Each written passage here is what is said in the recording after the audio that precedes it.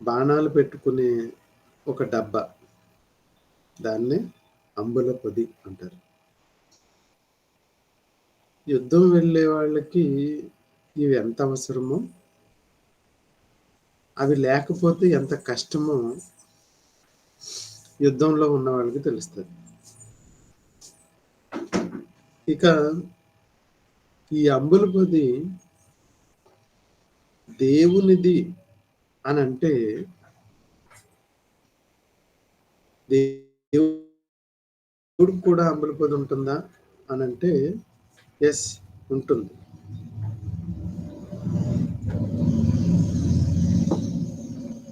ఉంటుంది ప్రియులారా. దాంట్లో ఏమి సందేహం ఏం లేదు. మరి దేవుడు ఎలాంటి అంబుల పొదిని రెడీ చేసుకుంటాడు? దాంట్లో ఏ రకమైన ఆయుధాలను పెట్టుకుంటాడు? అదే ఈ పాఠ్యాంశంలో ఉన్న ముఖ్యమైన సందర్భం. దేవుడు తనకంటూ ఒక అంబుల పొది ఉంది, ఉందని ఆయనే చెప్పాడు. చూస్తారు ఇప్పుడు మీరు. ఆ అంబుల పొదిలో ఎలాంటి బాణాలను పెట్టుకుంటాడో, ఎలాంటి బాణాలను సంధిస్తాడో అనే విషయాన్ని ఈ పాఠ్యాంశంలో నేర్చుకుందాం. ఇంతకీ దేవునికి అంబుల పొది కావాలా అనంటే, దేవుడికి కూడా అవసరమా అనంటే ఖచ్చితంగా అవసరం. ఖచ్చితంగా. ఎందుకంటే దేవుడు కూడా యుద్ధాలు జరిపించినట్లుగా మనం కొన్ని ఆనవాళ్ళను బట్టి చూడొచ్చు. ప్రజలకే ఉన్నాయి యుద్ధాలు, మనకు లేవు అనుకోకండి. దేవుడు కూడా ఒక యుద్ధాన్ని ప్రస్తావిస్తూ ఒక మాట చెప్తాడు ప్రకటన గ్రంథంలో. ఏమని అంటే, అంతటా పరలోకంలో యుద్ధము జరిగేను. ఏంటి? దేవుడున్న పరలోకంలోనే యుద్ధమా? మనం భూమి మీద యుద్ధం అనుకుంటున్నాం.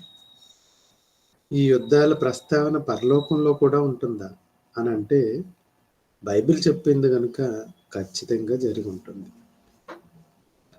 ఆ పరలోకంలో యుద్ధం ఎవరితో జరిగింది, ఏంటి అనే సందర్భాలు మనం ఒకసారి చూడగలిగితే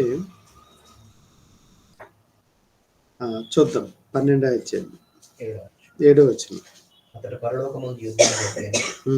మిఖాయేలును అతని దూతలను ఆ ఘట సర్పముతో యుద్ధం చేయవలనని ఉండగా, ఆ ఘట సర్పమును దాని దూతలను యుద్ధం చేసింది కానీ గెలవలేకపోయేది. చూడండి, పరలోకంలో యుద్ధం, మిఖాయేలు, మైకెల్, మిఖాయేలు అతని దూతలు ఘట సర్పంతో యుద్ధం చేశారట. ఘట సర్పం అనగానే మనకి అపవాదని, ఘట సర్పం అని మనందరికీ, బైబిల్ చదువుతున్న వాళ్ళందరికీ తెలుసు. ఈ యుద్ధం పరలోకంలో జరిగింది. పరలోకంలో యుద్ధం జరిగినప్పుడు అంటే యుద్ధ వాసన పరలోకపు అంచును కూడా, పరలోకంలో కూడా జరిగింది కనుక ఆ ప్రస్తావన మనం ఇక్కడికి తీసుకొచ్చేటప్పటికి, ఏంటండి యుద్ధాల ప్రస్తావన ఇక్కడ కూడా ఉంది అంటే పరలోకంలో కూడా మనకు మనశ్శాంతి ఉండదా అంటే, దేవుడు ఇన్వాల్వ్ అవ్వలేదు ఈ యుద్ధంలో. దేవుని దూతలు ఇన్వాల్వ్ అయ్యాయి. ఆ దూతలే ఈ అపవాదిని హతమార్చాయి. అంటే ఇక్కడ దేవుని తరపు నుంచి దేవదూతలు, అపవాది తరపు నుంచి అపవాది వాని దూతలు యుద్ధానికి దిగినప్పుడు దేవుడికి మరి సైన్యం కూడా కావాలి. దేవుడి యుద్ధంలో, దేవుని తరపున యుద్ధంలో జయం పొందాలి అంటే దేవుడికి కూడా సైన్యం కావాలి. దేవుడు కూడా అందరిలాగే కత్తులు, గదలు, ఇంకా వెపన్స్ వీటితో ఏమన్నా యుద్ధం చేస్తాడా, లేదా ఇంకేదైనా యుద్ధం చేస్తాడా అని ఒకవేళ మనం అటువైపు ఆలోచన చేయగలిగి ఆయన యుద్ధం ఏంటి? ఆయన యుద్ధంలో పెట్టుకోవాల్సిన ఆయుధాలేంటి? అని ఒక్కసారి బైబిల్‌ని అడిగితే బైబిల్ మనకు ఒక చక్కటి సమాధానాన్ని ఇస్తుంది. మీ యుద్ధోపకరణములు, మీ యుద్ధోపకరణాలు అని ఒక చక్కటి వివరణ బైబిల్ గ్రంథంలో మనకిచ్చినట్లుగా చూడొచ్చు. మీ యుద్ధోపకరణములు ఏంటి అని బైబిల్‌ని అడిగితే విశ్వాసం అనే డాలు, అంటే దేవునికి సంబంధించిన యుద్ధానికి సంబంధించిన ఆయుధాలు ఎలాంటివి ఉంటాయి అని ఒకవేళ మనం బైబిల్‌ని తెలుసుకోగలిగితే ఎన్నో వచనమ్మా? ఎఫెసీయులకు రాసిన పత్రిక 6వ అధ్యాయం. ఎఫెసీయులకు రాసిన పత్రిక 6వ అధ్యాయము 11 నుంచి. మీరు అపవాది తంత్రములను ఎదిరించుటకు చూడండి, అపవాదితో యుద్ధం చెయ్యాలి అనే ఒకవేళ మనకి ఆలోచన ఉంటే అపవాదితో కత్తులతోటి, గుదీలతోటి, గదలతోటి, ఇవి కాదు, ఆటం బాంబులతోటి, గన్నెలతోటి ఇప్పుడు చూపిస్తున్న వీటితో కాదు. మనం ఒకవేళ అపవాదితో యుద్ధం చెయ్యాలి అని అంటే మనం చెయ్యాల్సింది శక్తిమంతులగునట్లు సర్వాంగ కవచమును ధరించుకొనుడి. ఎలయనగా పోరాడునది శరీరాలతో కాదు, కానీ ప్రధానులతోనూ అధికారులతోనూ ప్రస్తుత అంధకార సంబంధులకు లోకనాథులతోనూ ఆకాశ మండలమందున్న దురాత్మల సమూహములతోనూ పోరాడుచున్నాం. అంటే ఇక్కడ చూస్తే పరలోకంలో యుద్ధం అన్నాడు, ఆ తర్వాత పరలోకంలో యుద్ధం అయిపోయింది కాబట్టి ఆ యుద్ధ వాతావరణపు ప్రక్రియలోంచి మనం బయటకు వచ్చేసామని ఒకవేళ మనం భావిస్తే లేదు లేదు, యుద్ధం యొక్క దాని తాలూకా ఆధారాలు ఇక్కడ కూడా ఉన్నాయి అని మళ్ళీ యుద్ధ ప్రస్తావన ఇక్కడ తీసుకొస్తున్నాడు. అంటే మొత్తం మీద పరలోకంలో యుద్ధం ఉంది, భూమి మీద కూడా యుద్ధం ఉంది. ఈ యుద్ధ ప్రక్రియ ఏదైతే ఉందో ఈ ప్రక్రియలో దేవుని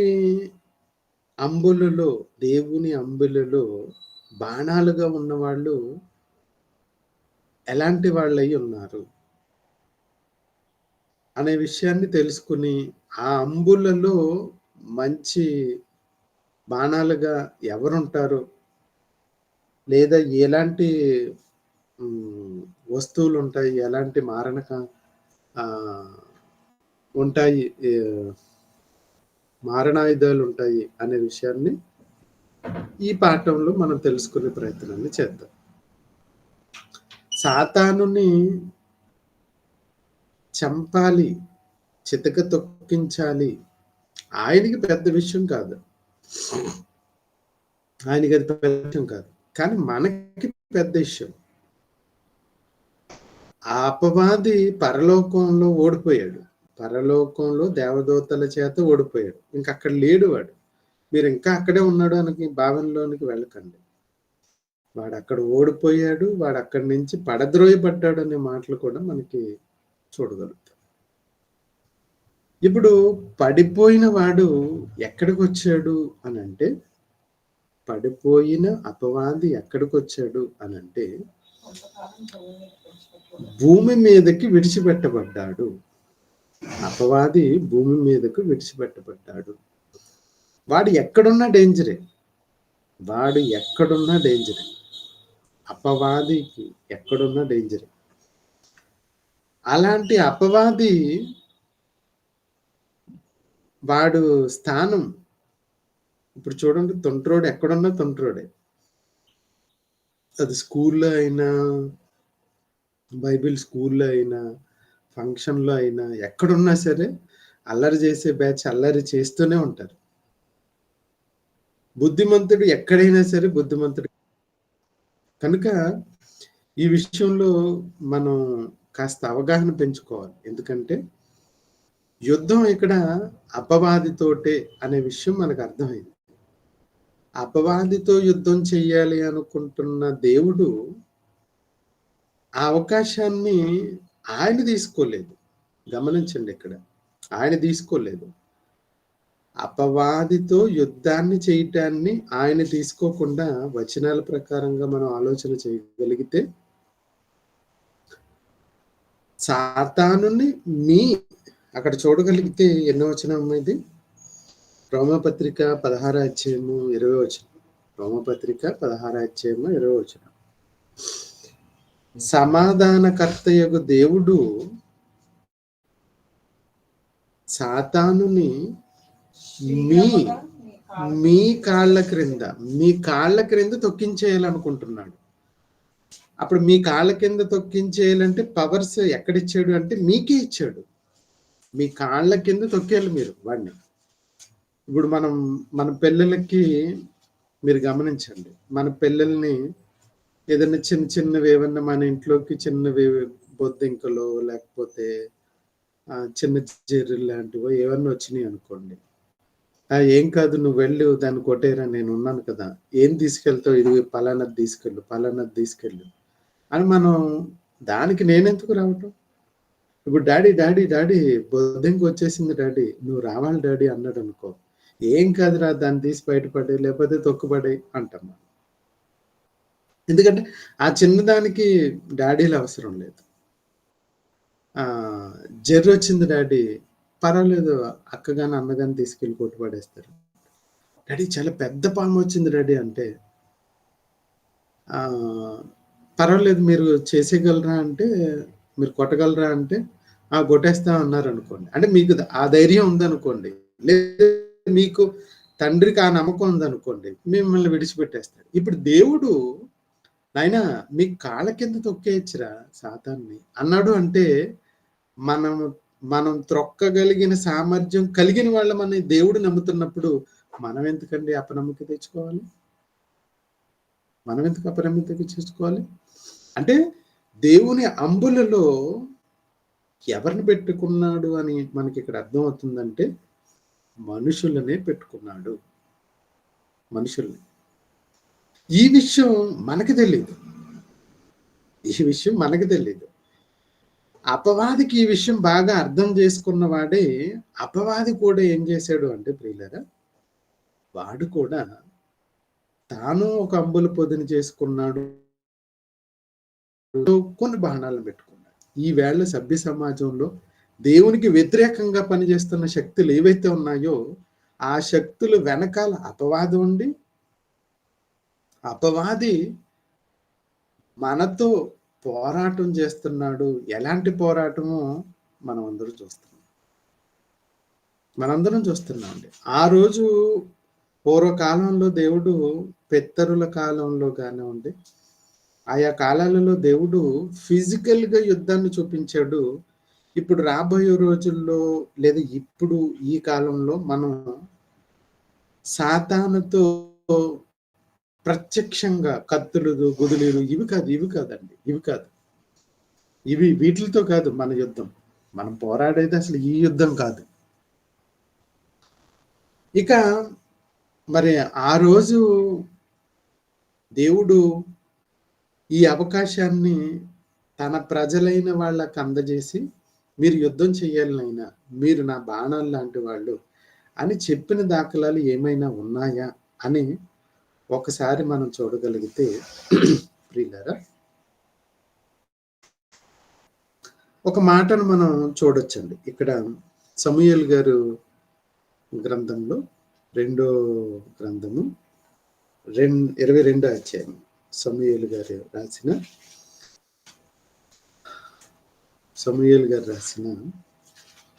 2వ గ్రంథము 22వ అధ్యాయము 15వ మాట ఒకసారి చూద్దాం. తన బాణాలను ప్రయోగించి శత్రువులను చెదరగొట్టాను, మెరుపులను ప్రయోగించి వారిని తరిమివేశాను. తన బాణాలు ఎక్కడున్నాయండి దేవుని బాణాలు? ఏమన్నా యారో ఎక్కడన్నా కనబడుతున్నట్లు మనకేమన్నా ఉందా అంటే అలాంటి ఫిజికల్ గా ఏ బాణాలు ఉండవు. చూడండి, ఫిజికల్‌గా ఏ బాణాలు ఉంటాయో ఇప్పుడు చూద్దాం. ఫిజికల్‌గా మనకు కనిపించే బాణాలు లాంటివి ఏమి ఉండవు. దేవుడు ఎలాంటి బాణాలను సంధించి ఆ కాలంలో తన పిల్లలైన వాళ్ళ ద్వారా వాళ్ళే తనకి బాణాలు. ఎందుకంటే ఒక మాట చెప్తాడు, యవ్వన కాలమందు పుట్టిన కుమారులు బలవంతుని చేతిలో బాణాల్లా ఉంటారట. అంటే మనుషులే తనకు బాణాలు. ఏ మనుషులు? ఇదిగో ఇప్పుడు ఇప్పుడు మనం చూడబోతున్న వాళ్ళే ఆయన చేతిలో ఉన్న బాణాలు. బలవంతుని చేతిలో బాణాలు. అబ్రహాం ఈయన చూద్దామండి. దావీదు గారిని చూద్దాం. దావీదు గారి విషయంలో ఒక చక్కటి ఎగ్జాంపుల్ మనం చూడగలిగితే ఆయన బాణంగా ఎలా ఉన్నాడు అనే విషయాన్ని చూద్దాం. దావీదు బాణంగా, దేవుని అంబులలో బాణంగా ఎలా ఉన్నాడో చూద్దాం. హెడ్డింగ్ ఎలా రాసుకోవాలంటే మీరు చక్కగా దేవుని అంబులలో బాణమైన దావీదు ఎలా ఉన్నాడు ఈయన? మనందరికీ బాగా తెలుసు. ఇశ్రాయేలీల పేరు చెప్పి దూషిస్తున్న ఆ ఫిలిస్తీన్ని హతమార్చడానికి ఎవరు కూడా రాకపోతే దేవుడు ఒక బాణాన్ని సంధించాడు. ఆ బాణమే అబ్రహాం. చూడండి, దావీదు. ఈ దావీదు రోషం పుట్టుకొచ్చింది. ఈ దావీదుకి రోషం పుట్టుకొచ్చింది. ఇశ్రాయేలీలను ఎంత మాట అంటాడా అని చూడండి. దేవుని చేతిలో నుంచి వచ్చిన ఆ బాణం గనుక ఎంత సులువుగా ఆపరేషన్ జరిగిపోయింది అంటే, యుద్ధం సమాప్తి అయిపోయిందంటే ఒక్క చిన్న గులకరాయితోటి ఎంత పెద్దటి వాడినైనా సరే హతమార్చేయగలడు. చిన్న రాయి నదిలో ఏరుకున్న ఒక చిన్న రాయితో ఒడిసేలలో పెట్టి కొట్టగానే హతమార్చేసింది. అది దేవుడు చేసే యుద్ధం. అలాగే దేవుని అంబులో ఉన్న ఏలియా, దేవుని అంబులో నుంచి ప్రయోగింపబడిన ఏలియా. అన్ని జనులు హేళన చేసి రకరకాల ప్రయోగాలు చేసి దేవుడి మీద తిరగబడుతున్న ఆ సందర్భంలో రోషం కలిగిన వాడిగా ఒక బాణం ఎలా సూదిగా గుచ్చుకుందో మనం రాజుల గ్రంథంలో చూడొచ్చు. ఏమంటాడు అంటే, ఎంత రెచ్చగొడతాడు అంటే వాళ్ళని, రైలు ఎక్కడన్నా పడుకుని పోయాడేమో లేపండి అంటాడు. అంటే చూడండి, వాళ్ళకి ఈ మాటలన్నీ చూడగానే ఎక్కడెక్కడో తగులుతూ ఉంటాయి. దాదాపు 450 మందిని అనుకుంటండి. ఐ డోంట్ ఫిగర్ కరెక్ట్ గుర్తులేదు, కానీ 450 మందిని అక్కడికక్కడ హతమార్చి పడేస్తాడు. తేడా జరిగింది అనగానే అక్కడ నిలబెట్టేస్తాడు. అక్కడ మహత్కార్యం గూర్చిన, అంటే దేవుని తరపున యుద్ధం చేసేవాడు కావాలి, దేవుడి తరపున యుద్ధం చేసేవాడు కావాలి. ఆ రోజున దావీదు కనిపించాడు, ఈ రోజున ఏలియా కనిపిస్తున్నాడు. ఆ తర్వాత దేవుని అంబులలో నుంచి వచ్చిన మరొక చక్కటి బాణం యెహోషువ. ఎంత చక్కటి సాహసాలు అంటే, ఆ సూర్య చంద్ర నక్షత్రాలను ఆపేసి యుద్ధం జరిగించాలి, యుద్ధాన్ని అవగొట్టాలి. నువ్వు నిలబడితే సూర్యచంద్ర నక్షత్రాలని ఆపుతాడు, ఆకాశం నుండి అగ్నిని కురిపిస్తాడు, చిన్న రాయితో శత్రువుని గెలవగలిగే పరిస్థితిని కూడా తీసుకురాగలుగుతాడు.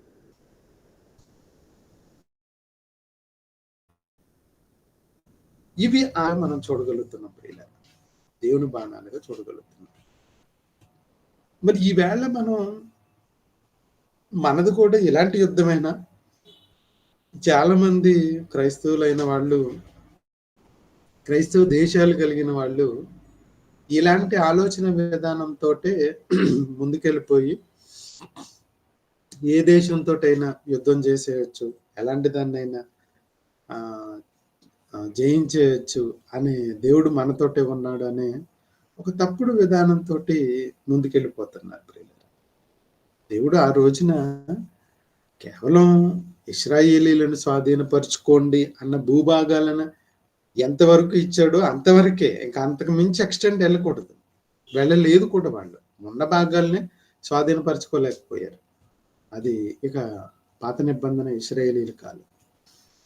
ఇక నేడు దేవుని అంబులలో బాణాలుగా మనం ఉండాలి అనుకున్నప్పుడు ఏమైనా మార్గనిర్దేశకాలు పూర్వం నుంచి ఏమన్నా చెప్పాడా అని అంటే ఎస్, ఖచ్చితంగా చెప్పాడు. చూడండి, పాత నిబంధన కాలపు బాణాల కన్నా రాబోయే కొత్త తరానికి ఆయన సంధిస్తూ బాణాలుగా ఉండాల్సిన వాళ్ళను ఎలా రూపొందించుకుంటున్నాడో, ఎలా చక్కటి బాణాలుగా తయారు చేస్తున్నాడో అని మనం చూడగలిగితే మనం ఒక మాటను చూడొచ్చు ప్రియులారా, ఒక చక్కటి మాటను చూడొచ్చు. ద్వితీయోపదేశ కాండంలో చాలా సందర్భాలలో మనం ఈ వచనాలన్నిటిని కూడా కంఠోపాఠంగా చదివినవి. నేను చెప్పే మాటలు నీ హృదయంలో ఉండాలి. నేను చెప్పే మాటలు నీ పుస్తకాలలోనూ నీ బైబిల్లోనూ కాదు, నీ హృదయాంతరాలలో ఉండాలి. నేను చెప్పే మాటల ప్రకారంగా నువ్వు ఉండాలి అని అంటాడు. వాటిని నీ హృదయాన్ని పలక మీద రాసుకో అంటాడు. నువ్వు నడిచినప్పుడు ఈ మాటల్లో నీ కుమారులతో ప్రస్తావించు, నువ్వు పడుకున్నప్పుడు వీటి మాటల గురించి ప్రస్తావించు, నువ్వు లేచినప్పుడు కూడా వీటి గురించే మాట్లాడాలి. ఎందుకంటే నీ పిల్లవాళ్ళకి నువ్వు దేవుని చేతిలో బాణాలుగా బాణాలుగా ఉండాలి. దేవుడు నిన్ను సంధించగలిగేటట్లుగా ఉండాలి. అప్పటికప్పుడు సానబెట్టుకుని వస్తానంటే కుదరదు. ఎప్పుడైనా దేవుడు విడిచిపెట్టడానికి సిద్ధంగా ఉండేటట్లుగా బాణంగా ఉండాలి. ఈవేళ మన బాణాలు కొన్ని మరి ఫెయిల్ అవుతున్నట్లుగా కనబడుతుంది, పని చేయట్లేదు. నో, అలా కాదు. దేవుడు చేతిలో బాణం అంటే బలవంతుని చేతిలో బాణం ఎంత బలంగా ఉండాలో ఒకసారి ప్లాన్ చేయండి, ఒకసారి ఆలోచన చేయండి, ఒకసారి గుర్తు పెట్టుకోవటానికి ప్రయత్నం చేయండి. దేవుడు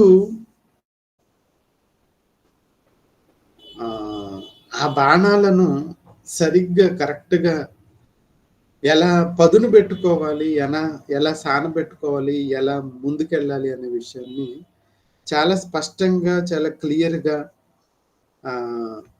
తీసుకొచ్చాడు, చెప్పాడు. దానికి సంబంధించిన మాటలు మనం ఇక్కడ చూడగలిగితే, భూమి మీద మనుషుల కాలం యుద్ధకాలం అంటే వాళ్ళ ఎప్పుడు ఏదో ఒక యుద్ధం జరిగింది కదా అండి, ఇంకా అదే యుద్ధము, ఇంకా తర్వాత యుద్ధాలే లేవు అనే భావన కాదు ప్రియులారా. మనం బ్రతకాల్సిన కాలము, భూమి మీద దేవుడు మనకి ఇచ్చిన కాలమే యుద్ధకాలం. అది మనందరికీ తెలుసు.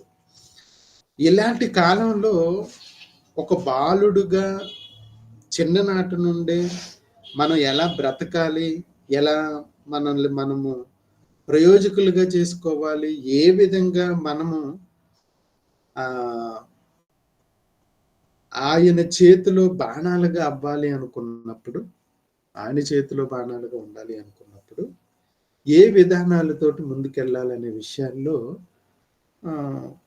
కొన్ని ఆయన చేతిలో బాణాలుగా ఉండవలసిన వారికి ఉండాల్సిన కొన్ని ప్రాథమికమైన లక్షణాలను మనం చూసుకుందాం. అవి ఎవరిలో ఎక్కువగా కనిపించాయి, ఎవరి ద్వారా కనిపించాయి, ఆ బాణాలు ఎలా సంధించబడ్డాయి అనే విషయాన్ని తెలుసుకోగలిగితే ఈ పాఠ్యాంశం మనకి పూర్తిగా వచ్చినట్లే. రైట్. గత కాలంలోనే దేవుడు మరి పిల్లల విషయంలో కానీ, యవ్వనస్తుల విషయంలో కానీ ఆయన ఇస్తున్న సూచనలు ఒకసారి మనం చూడగలిగితే ప్రియులారా, దేవుడు ఆనాటి సమాజానికి కొన్ని మెళకువలను ఇచ్చాడు. ఈ మెళకువల ద్వారా మన తరాన్ని కానీ, రాబోయే తరాన్ని కానీ, మన తరాన్ని కానీ మనం కాపాడుకుంటూ దేవుని అంబులో బాణాలుగా ఉండటానికి అవకాశం ఉంటుంది. వాళ్ళకు ఉండాల్సిన కొన్ని లక్షణాలను మనం చూడగలిగితే ఏమంటాడు అంటే, మీలో ప్రతి వాడు ఆయన చెప్పేటప్పుడు అందరినీ తనకు ఉపయోగపడే వాళ్ళుగానే చెప్తాడు. మీలో ప్రతి వాడు తన తండ్రికి తన తల్లికి భయం ఉండాలా ఉండకూడదా? చూడండి ఒకసారి లేవికాండం ఎంత చక్కటి నియమావళిని ఇస్తున్నాడో చూడండి. నువ్వు ఒకవేళ దేవునికి బాణంగా ఉండాలి అనుకున్న వాడివైతే దేవుని అడుగుజాడల్లో నువ్వు నడవాలి. అలా నడిచేటప్పుడు నువ్వు ఆయనకు ఉపయోగకరంగా ఉంటావు. ఆయన ఎలా నిన్ను ఉపయోగించుకోవటానికి సిద్ధపడుతున్నాడు అనే విషయాన్ని నువ్వు ఎలా మౌల్డ్ అవ్వాలి. ఇప్పుడు యుద్ధానికి వెళ్ళే వాళ్ళకి ప్రతిరోజు కసరత్తులు, ప్రతిరోజు ఎక్సర్సైజెస్, ప్రతిరోజు డైట్, ఇవన్నీ చక్కగా రోజు చేస్తారు. దేనికి అంటే కరెక్ట్ గా యుద్ధానికి వెళ్ళే సమయానికి నువ్వు బలవంతుడిగా ఉండాలి. అందుకని దేవుడు కూడా మీలో ప్రతివాడు చదవమ్మా ఎక్కడ? లేవికాండం 19వ అధ్యాయం 3వ వచనం. 3వ వచనం. మీలో ప్రతివాడు తన తల్లికి తండ్రికి భయపడవలెను. ప్రతివాడు తల్లిదండ్రులకు భయపడాలి. నువ్వు భయపడుతున్నావా లేదా? ఇదేంటండి యుద్ధానికి వెళ్ళేవాడికి ఈ నియమం ఏంటి అంటే, ఎస్, నువ్వు వేళకే భయపడలేకపోతే రేపొద్దు దేవుడికి ఎలా భయపడతావు? నువ్వు భయపడాల్సింది శత్రువుకు కాదు, నీ తల్లిదండ్రులకు నువ్వు భయపడాలి.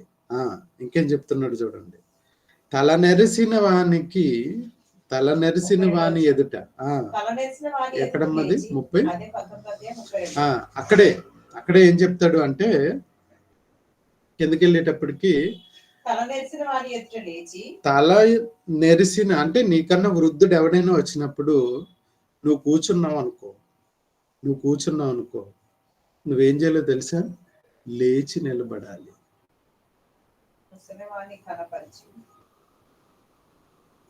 ఏంటండి ఈ నియమావళి ఏంటండి? యుద్ధానికి వెళ్ళే వాళ్ళకి ఈ నియమం ఇవ్వాలి అని అంటే మీరు అనుకుంటున్నారా?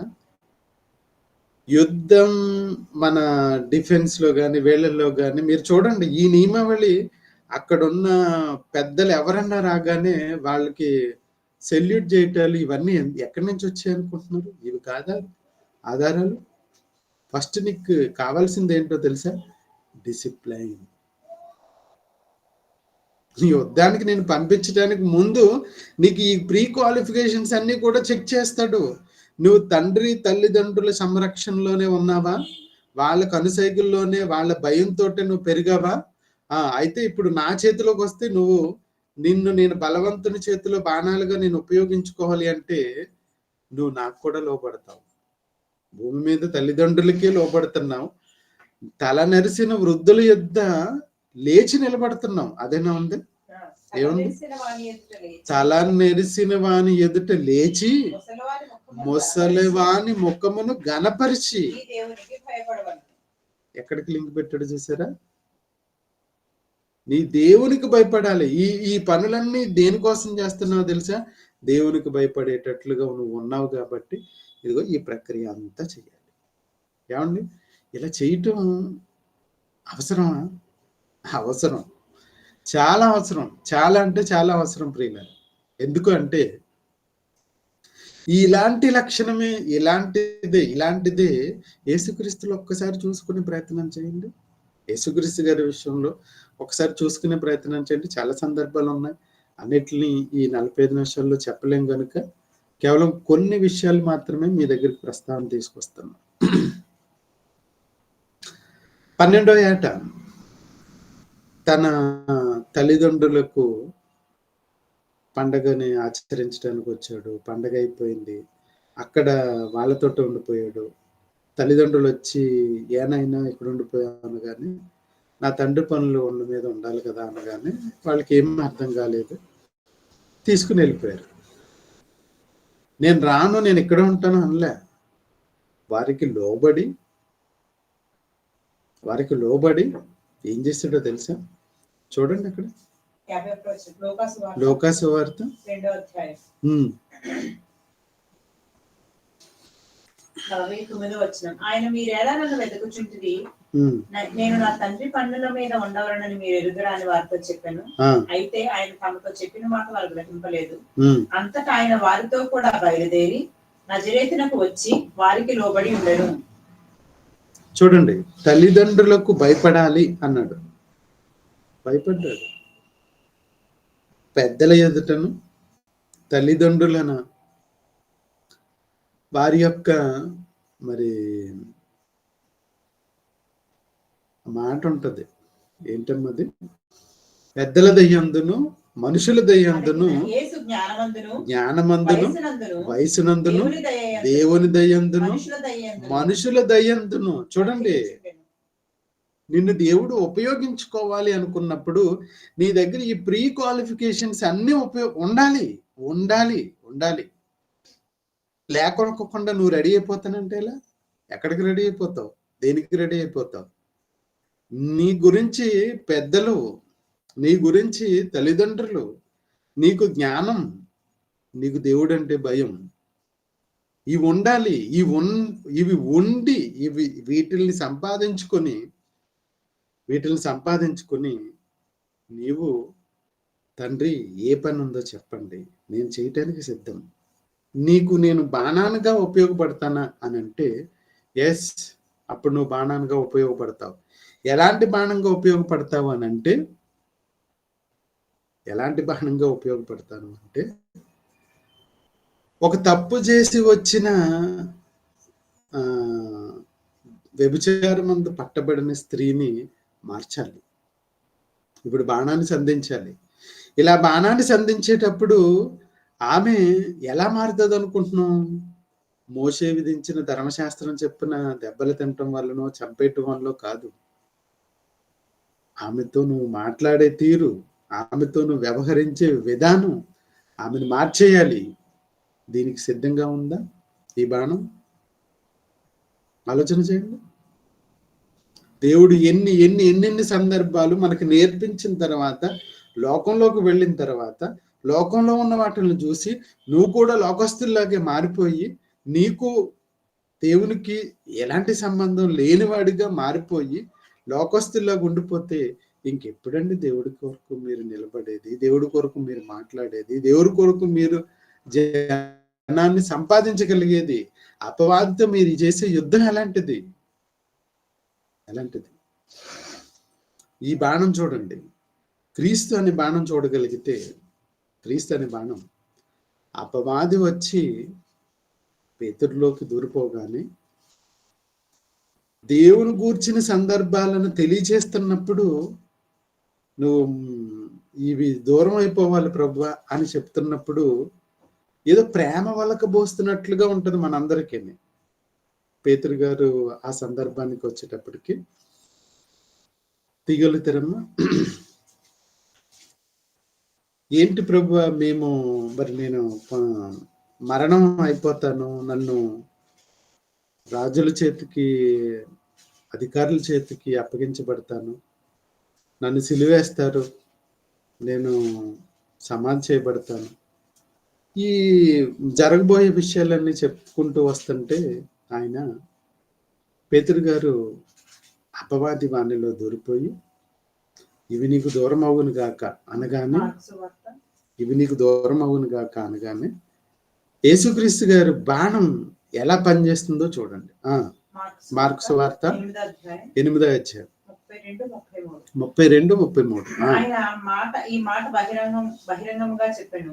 పేతురు ఆయన చెయ్యి పట్టుకొని ఆయనను గద్దింపసాగాను. పేతురే యేసుక్రీస్తు గారు చెయ్యి పట్టుకొని, ఈ మాటలు మాట్లాడుతున్నావు ఏంటిది, ఏం మాట్లాడుతున్నావు అని ఎవరిని గద్దింపసాగాడో చూడండి. పేతురు గారినే యేసుక్రీస్తు గారిని గద్దించేస్తున్నాడట. సరే, ఎలా ఉందో మరి. ఇలాంటి టైంలో ఏం చేయాలి? అయ్యో, ఏదో నా మీద ప్రేమ కొద్ది అలా చెప్తున్నాడు. సరే పేతురు, చాలా మంచివాడు, నువ్వు నీలాంటి వాడు దొరకటం నాకు నిజంగా చాలా అదృష్టం. ఇలాంటివి అనలేదు. చూడండి ఏ మాటలు ప్రయోగించారు. అందుకు ఆయన తన శిష్యుల వైపు తిరిగి వారిని చూచి, చూడండి ఏ మాటలు మాట్లాడాడు. సాతానా పో, నా వెనుకకు పొమ్ము. నీవు మనుషుల సంగతులను మనస్కరించుచున్నావు కానీ దేవుని సంగతులను మనస్కరింపకున్నావని పేతురును గద్దించాడు. చూడండి, ఇక్కడ మీరు చూడగలిగితే ఈ బాణం ఎలాంటిదో తెలుసా? దేవుని దగ్గర నుంచి వచ్చింది కనుక దేవుని సందర్భాలను మనస్కరిస్తుంది. దేవుని దగ్గర నుంచి వచ్చిన బాణం, దేవుని అంబుల పొదిలో ఉన్న బాణం గనుక దేన్ని మనస్కరించాలి? మనుషుల సంగతులు కాదు, మనుషుల సంగతులు కాదు. మనుషుల సంగతులు ఆలోచింపజేసేది సాతాను, దేవుని సందర్భాలను ఆలోచింపజేసేది దేవుడు. నువ్వు ఏ బాణంగా ఉన్నావు ఈవేళ? దేవుడి దగ్గర సంధించిన బాణం, దేవుని దగ్గర నుంచి వచ్చిన బాణంగానే ఉన్నావా?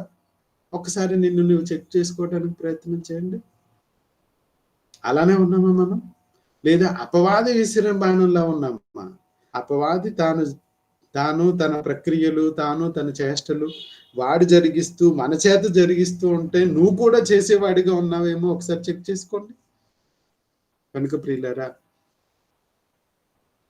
ఈ దేవుని అంబుల పొదిలో ఈ చక్కటి బాణం, క్రీస్తు అనే బాణం ఎంత చక్కగా ప్రయోగింపబడిందో మనం చూడొచ్చు. చివరిగా ఒక మాట చదువుకొని ముగించుకునే ప్రయత్నాన్ని చేద్దాము. అయితే దేవుడు ఏమంటున్నాడు అంటే, గుమ్మములో నిలిచి బుద్ధి చెప్పుచు వారి మీద, ఆమోసు గ్రంథం 5వ అధ్యాయం 10వ వచనం అండి. దేవుడు తన పిల్లలు, తన బాణాలు ఎలా ఉండాలి అని కోరుకుంటున్నాడో ఒకసారి చూడగలిగితే, గుమ్మములలో నిలిచి బుద్ధి చెప్పు వారి మీద పగబట్టుదురు, యథార్థంగా మాట్లాడు వారిని అసహించుకుంటారు. ముందు చెప్తున్నాడండి, ఈ బాణాల గురించిన సందర్భాలు ముందుగానే తెలియజేస్తున్నాడు. ఏమని అంటే, ఆయన మీరు గుమ్మాలలో నిలిచి బుద్ధి చెప్పేవారుగా ఉంటారు కదా, మరి మీరు జనులు మిమ్మల్ని ఏదో గొప్ప చేసేసి, మిమ్మల్ని హైఫై చేసేసి, మిమ్మల్ని ఎత్తేసారు, ఏం చేస్తారని చెప్తున్నాడు? అసహించుకుంటారు. ఏంటండి ఎప్పుడు దేవుడు మాటలు అసహించుకుంటారు. ఇంకేమంటున్నాడంట? యథార్థంగా మాట్లాడు వారిని అసహించుకుందరు, బుద్ధి చెప్పే వాళ్ళ మీద పగ పెట్టుకుంటారట. పగ.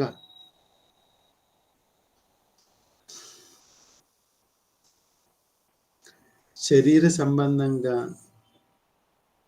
ఈ చిన్నపాటి శ్రమను కూడా ఓర్వగలగాలి. దేవుని కొరకు ఒక బాణంగా మనం సిద్ధమయ్యగలిగితే ముందుకు వెళ్ళాలి అనుకున్నప్పుడు బాణాన్ని చూసి ఎవరో కూడా ముద్దు పెట్టుకోరు. వాడు ఎవరైతే బలవంతుడిగా ఉన్నారో వాళ్ళు ప్రయోగించిన ఆ బాణం చూసి భయపడతారు. కనుక ప్రియులారా, ఇలాంటి చక్కటి బాణంగా నీవు నేను దేవునికి ఉండగలుగుతున్నాము. దేవుడు ఎన్నో రోజుల క్రితం ఆయన మనసులో మనందరి కోసం ఎన్నో చక్కటి మాటలు, ఆలోచనలు, ఆ ఆలోచనల మేరకు మన ప్రణాళిక వేసి మనలందరినీ బలవంతుని చేతిలో బాణాలుగా, ఆ బలవంతుడు దేవుడు, ఆ బలవంతుని చేతిలో బాణాలుగా ఉండాలి అని చూసుకుని ఎన్నో జటిలమైన సమస్యలకు సొల్యూషన్గా మనల్ని పంపించాడు. ఒక బాణం, క్రీస్తు అనే బాణం ఎంత చక్కగా తిరిగి ఫలితాన్ని తీసుకొచ్చిందో చూడండి. ఎంత పని చేసింది ఆ బాణం, ఎంత వర్కౌట్ చేసింది సాతాను మీద, ఎంత శక్తి కలిగినదిగా పనిచేసిందో చూడండి. ఒక్క మాట క్రీస్తు అనే ఒక్క మాటతోటి పౌలుని సంపాదించుకుంది. క్రీస్తు వెళ్ళాడు, ఒక్క మాట చెప్పాడు, నువ్వు హింసిస్తున్న క్రీస్తును నేనే అని చెప్పగానే ఆ బాణం, ఆ ప్రయోగింపబడిన విధానం చూడగానే వెంటనే మారిపోయాడు పౌలు. ఇక ఆయన దేవుని అంబులలో ఎంత చక్కగా పనిచేశాడో చూడండి. ఆయన గుమ్మాలలో వాక్యాన్ని, బుద్ధిని చెప్పేటప్పుడు పగపట్టి ఎంతమంది ఆయన మీద అసహించుకున్నారో, ఎంత దెబ్బలు తిన్నాడో, ఎన్ని కష్టాలు పడ్డాడో మనందరం చూడొచ్చు. కానీ లేదు, నేను దేవుడు ప్రయోగించిన బాణంగానే ఉంటాను అని ఆ రోజు పితరుల కాలంలో వాళ్ళు ఎలా అయితే ఉన్నారో ఈయన కూడా అలానే కనిపిస్తే మనందరికీ ఈవేళ ఆదర్శప్రాయంగా నిలబడ్డారు వాళ్ళందరూ కూడా. ఈ తరంలో మనం కూడా దేవునికి సరైన బాణాలుగా, ఆయన ఉపయోగించుకోదగిన బాణాలుగా, సభ్య సమాజాన్ని ఎక్కడ ఏ రకంగా ఆయనకు ఫలాన్ని తీసుకొచ్చేదిగా ఉంటుందో అలా మనం ఉంటూ ముందుకు సాగాలి అని ప్రేమపూర్వకంగా ఈ మాటలు తెలియజెప్పడానికి దేవుడు మనకి ఈ చక్కటి అవకాశాన్ని కలిగజేశాడు కనుక ఈ అవకాశాన్ని సద్వినియోగపరుచుకుంటూ ముందుకు సాగాలని ప్రేమపూర్వకంగా తెలియజేస్తూ ప్రార్థనతో మరి ఈ సెషన్ని మనం ముగించుకుందాం. దయచేసి గమనించండి, ఆదివారపు ఆరాధన 9:30 ఉంటుంది. ఆ రోజు మరి మీ అందరికీ కూడా చక్కటి ప్రేమ విందుని ఆదివారం ఆరాధన అనంతరం మరి మన మధ్యలో సుశీల గారి ఆధ్వర్యంలో మరి ఏర్పాటు చేయటం జరుగుతుంది కనుక మీరందరూ కూడా ఆ ఆరాధన కార్యక్రమంలో పాల్గొనండి. ఆ తర్వాత భోజన సహవాసం, ఆ తర్వాత మరి ప్రియులు మన ఎగ్జామినేషన్ రాసే వారందరూ కూడా మరి ఉండగలిగితే చక్కటి క్లాసెస్, థియాలజీ క్లాసెస్ నిర్వహించడం జరుగుతుంది కనుక ఆ క్లాసెస్లో కూడా మీ పాఠ్యాంశాలను నేర్చుకునే ప్రయత్నం చేయాలని ప్రేమపూర్వకంగా తెలియజేస్తూ హైదరాబాద్లో జరగబోయే మరి మీటింగ్స్ విషయమై మీరు ప్రార్థన చేయాలి అని ప్రేమపూర్వకంగా తెలియజేస్తూ ప్రార్థనతో ఈ సెషన్ మనం ముగించుకుందాం. మరి మన మధ్యలో మన ప్రియులు రవి గారు లేదా మంజుల గారు వారి ప్రార్థనతో ఈ సెషన్ మనం క్లోజ్ చేసుకుందాం.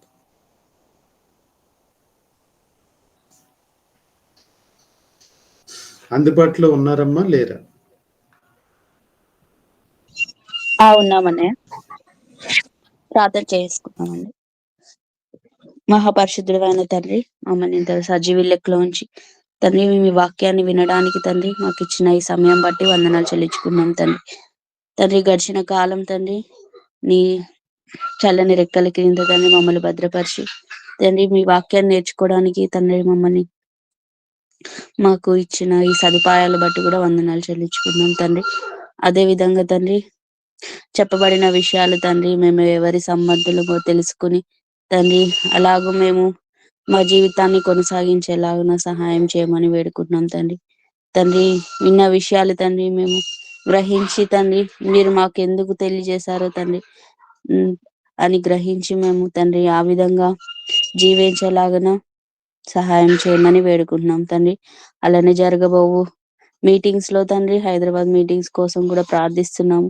మీ చిత్తం ఉంటే తండ్రి అన్ని అనుకూలపరిచి తండ్రి సజీవంగా తండ్రి మంచిగా తండ్రి జరిగేలాగా సహాయం చేయమని తండ్రి వేడుకుంటున్నాం తండ్రి.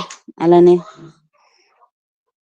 తండ్రి ఇంకా తండ్రి ఈ వాక్యం వినడానికి జాయిన్ అయిన ఫ్యామిలీస్ అందరినీ తండ్రి మీరు జ్ఞాపకం చేసుకోండి తండ్రి. వాళ్ళకి కావాల్సిన అవసరతను దయచేయమని వేడుకుంటున్నాం తండ్రి. తండ్రి అదే విధంగా తండ్రి మేము విన్నది విడిచిపెట్టి తండ్రి జీవించకుండా తండ్రి మీకు ఇష్టలుగా మేమందరం తండ్రి మీ పని చేసే పిల్లలుగా ఉండేలాగా సహాయం చేయమని ఈ అవకాశం ఇచ్చినందుకు తండ్రి మీకు వందనాలు చెల్లించుకుంటూ ఈ కొద్ది ప్రార్థన యేసునామములో అడిగి వేడుకున్నాం తండ్రి. ఆమేన్. అందరి వందనాలు, సెలవు.